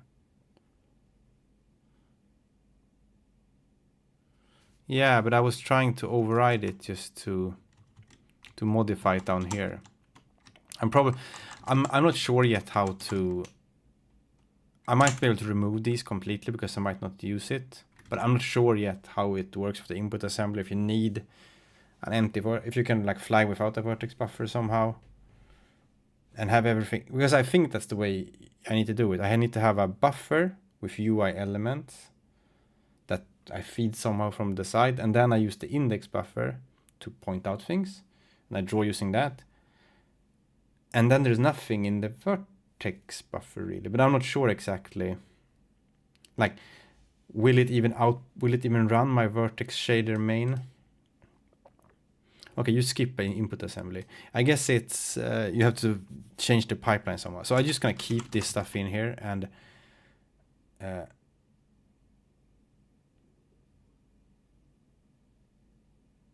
right. Yeah, that sounds good. But I wonder why.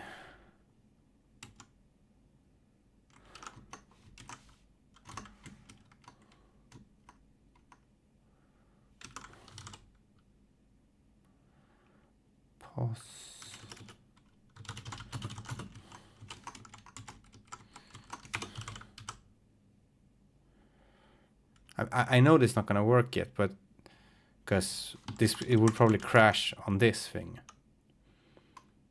because this might not be filled with enough elements, but it's crashing during pipeline creation.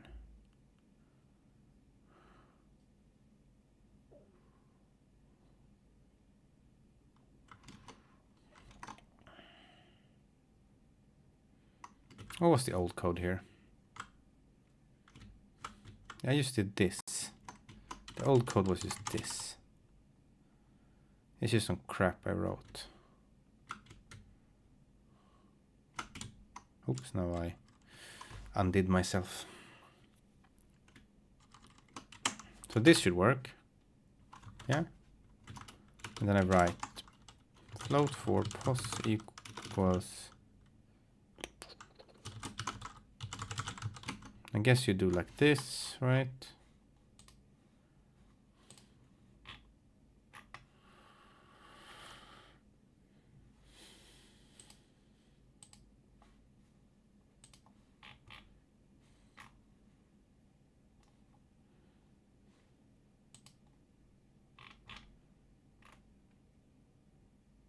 Oh.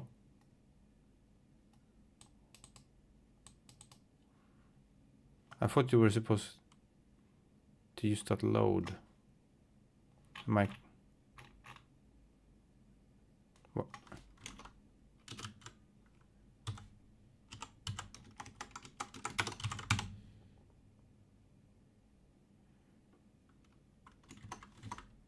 Yeah. I know.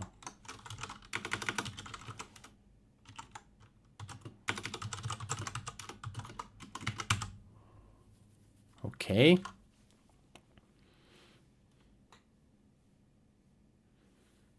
And if I use this here, then it would crash, because I think this line got optimized away probably, so it never happened. That's why it didn't crash. Now it doesn't anymore. So now it crashes because this structure buffer is not there. If you enable debug layer in the validation layer, that's what I did.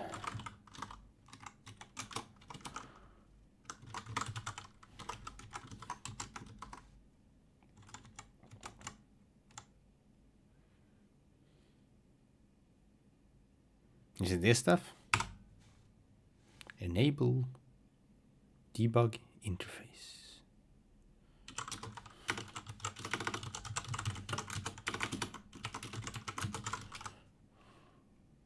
Yeah, it does that. I mean, I usually get shader compilation errors. If I do this, then I got a shader compilation error here. But when I used and I wrote .load, then it's just like blah. Then it failed on the pipeline creation, which to me was very unusual. Pipeline. Hey, it failed down here instead then. Not that that's what happened now, but that was what happened before.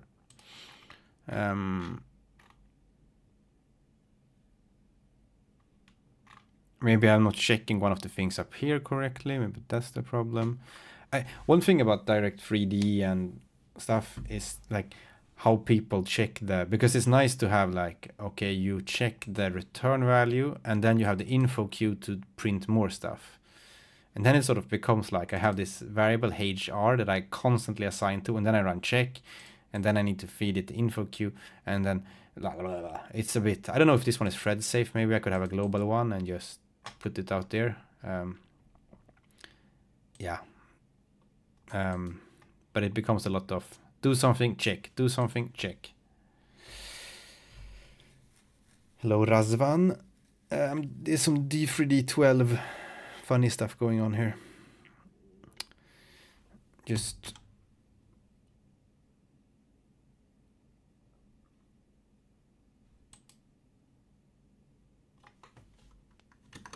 oh well.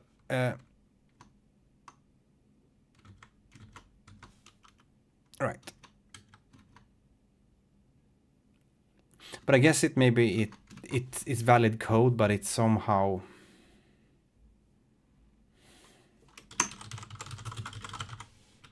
oh wait, maybe wow. Maybe it's just this. So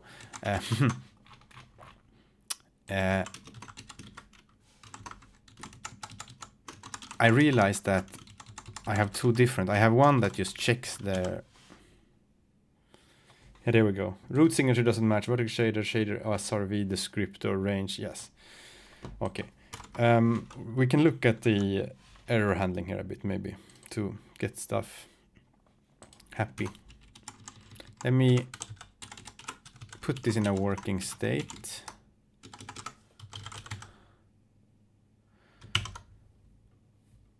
And then I put this into my little Git repository I have.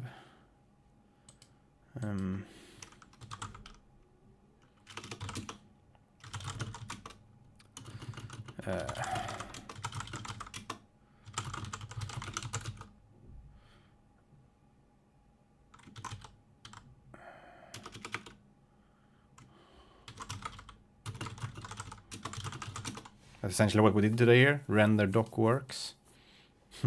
That's what it boiled down to. And now, let's think a bit about error handling here. So I've seen some tutorials that do like this. They do like a check, or like they're like D3D ensure. And then they wrap everything, because there's a return value here, right?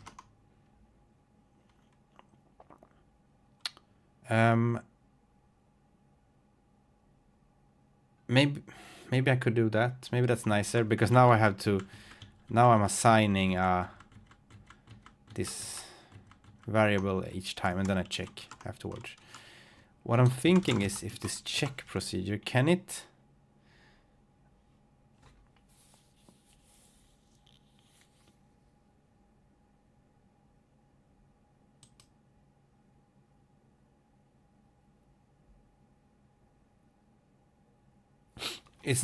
So sometimes you don't have the info queue. I think you only have that when it's only in debug mode that you have that, I think, or whatever it is, like with some kind of validation on, I think. But it would still be good to get some kind of error that just this. That's my handwritten sort of like this failed. But if I don't do that, then I could just do this like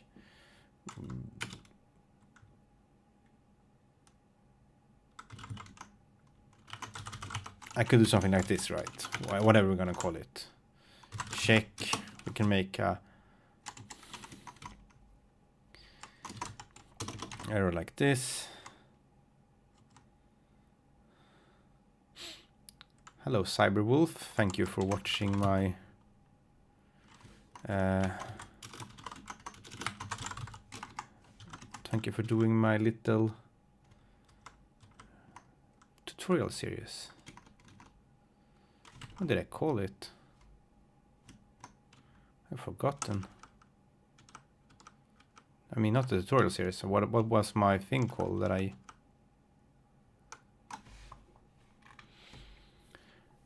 Yeah, maybe I should make some more tutorials at some point. I got a bit... I don't know what it should be about, but... D3D ensure I called it for some reason. Let's call it that. Whatever. And we could, I guess, do this. Okay, let's look at the info queue. Is it thread safe, the info queue? Can I have a global one? Yes, D3D12 is easier than Vulkan, I would say. It's well, you can put it like this. It's let's have a look at Odin lang on Odin's GitHub. Yeah, I'm trying to do some UI rendering, like kind of what you would use in a game engine editor or something. I'm just playing around a bit to see if I can get like, I want to have like nice immediate mode UI widgets and stuff. So the reason I'm doing that is, you know, if you make a game engine, many people start what I would say in the wrong end. They start with, like, if your goal is to make a general purpose game engine with a nice level editor, all that stuff, right? Many people start with like experimenting with fancy rendering. They're like, oh, I'm gonna do this PBR stuff, and they haven't even written any tooling yet. But if you look at something like Unity, Godot, or whatever, most of the time that is spent, like most of the work hours that is spent on a thing like that, is writing tools, and that's also the most important part of the whole thing. It's not the like how cool rendering effects it has that you can make later. So I think if you want to make a game engine, before you can even render a 3D model, anything, you should put like, think about what's the workflow in the editor, because that's the thing that you're like, you know, all game engines that are cool have, maybe they have some kind of PBR rendering pipeline or whatever. Yes, you can get that later. That's not what's going to be unique. What's going to be unique is the workflows, right? So you should start there. So it's, if I don't think, and if you don't like doing like tools programming, and you want to try to make a game engine, then you probably, then yeah, sure, if you want to do like a little rendering toy renderer to just experiment with, that's fine. But if your goal is to like, oh, I want to make a proper game engine for other people to use, they can download to make video games, then I would say you need to start with tools. You don't need to have anything. Like, then you can start adding in like, okay, my tool needs, now I have level editor, I need to be able to have 3D objects or 2D objects. Then you can start adding that stuff and slowly building a renderer. But it's a bit of a chicken egg problem, right? Thanks for joining, Giuseppe. Thank you for your help. To do the UI, you need some kind of renderer, but that's that you can start with. That's why I'm starting with that, because I need that immediately. I got carried away. I was gonna show someone asked, is it easier to do Direct3D12 or, so here is, or Vulkan, here is Direct3D12 triangle in Odin using SDL, so it's a bit shorter than if you use plain Windows API, but it's 500 lines. I think the Vulkan equivalent would be 900 lines or something, because Vulkan is just a very, very it's chatty, one could say. Here's a triangle that uses GLFW in Vulkan, in Odin also, and it is 900 lines. So easier to get up running with, just because there's less code needed to do the simple things. But Vulkan is famous for being. There's this meme around Vulkan. If you're using it for the first time, it's gonna take 7 days. You're gonna spend 7 days on writing 1,000 lines of code to display one triangle. That's usually, if you're completely new to Vulkan and you want to understand it all.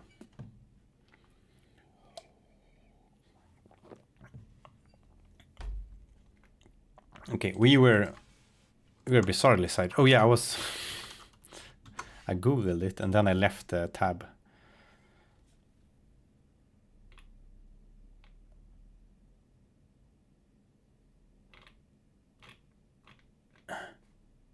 Huh.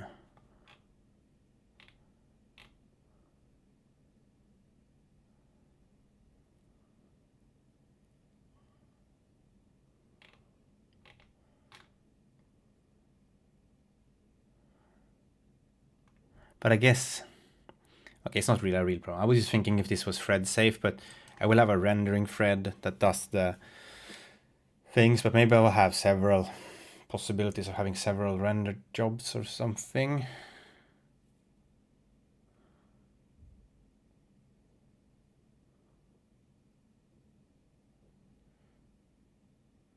Yeah, what Ferins is talking about is how difficult or easy is it to insert something into the core loop of an engine, and like where does the game rules go? I think if people try something like Unity for the first time, and they come from maybe just writing a pure program in a programming language or a library. Say that you use Raylib, you write your code. There's a main loop, and then it's an update, and then it is sort of like a hierarchy of code. And then you try something like Unity, where you have like there's a component on this entity and there's a component here, and they run in a certain order, and there's no you don't have that clear like here's the entry point of my program, and then things. It's like a clear code hierarchy. It's more of a logical hierarchy from data in the editor, right? But that's where the game rules go in something like Unity.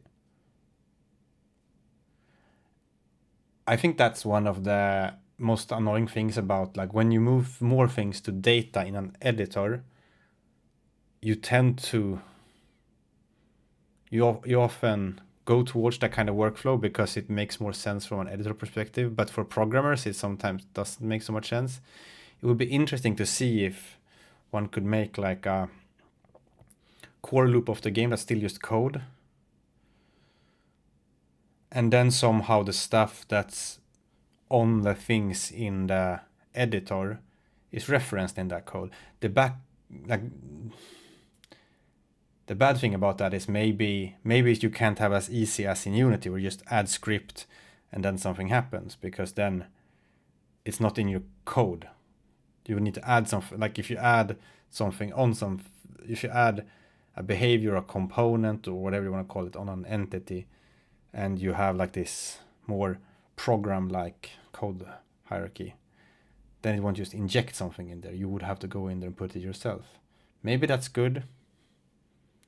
But I can see how it would get problematic for loosey-goosey gameplay programming.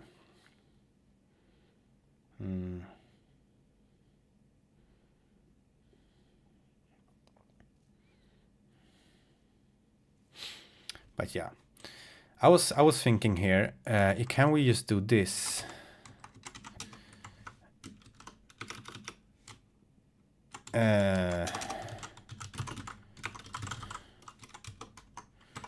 Res. So I think if something is bigger than or equal to 0,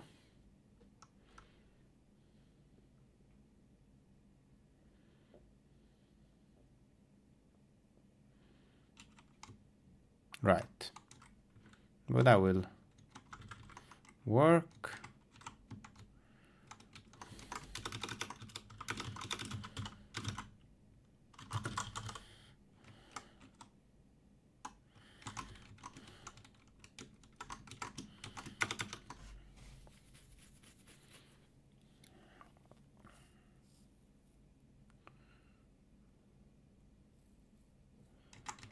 And then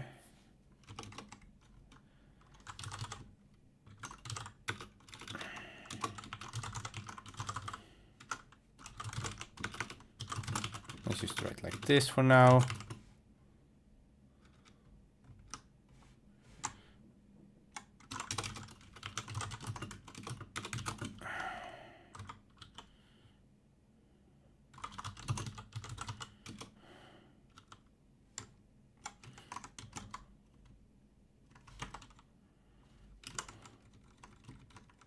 Doesn't this try to use the info queue before it's...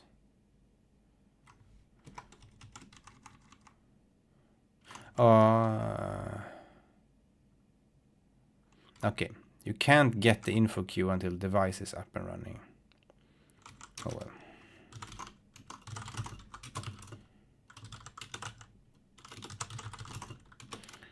well. Which is a bit funny because I try to use it here. But I guess before you have the device up and running, you only assert that things went correct. Or something like that. Okay.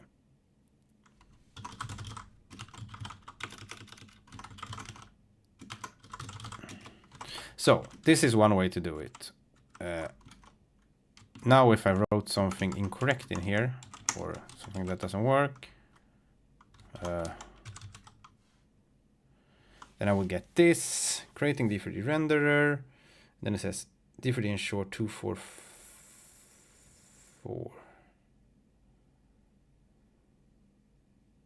Panic, log panic. Okay, that's...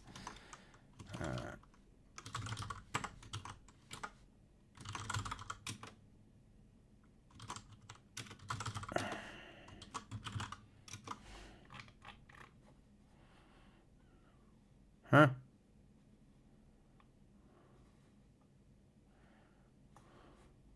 Okay, that's that line. Then it panicked inside the logger.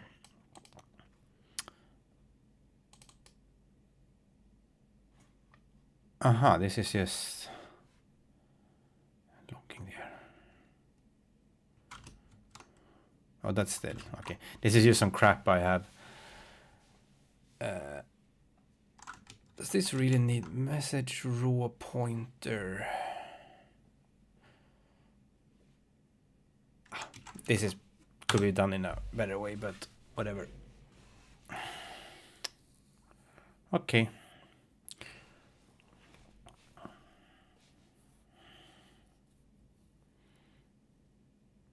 But yeah, this made it maybe what I'm thinking about. Like, should it be something like this?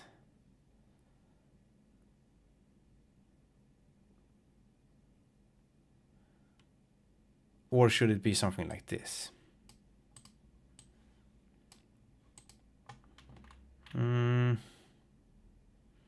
Yeah, I don't completely know yet.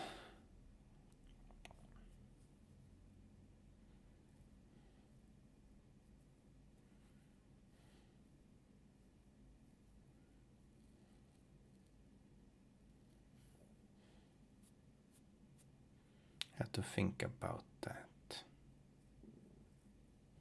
Oh well, I need to go now actually. But it was nice to do a little bit of streaming for y'all. Maybe we'll see if I do more later this week or something.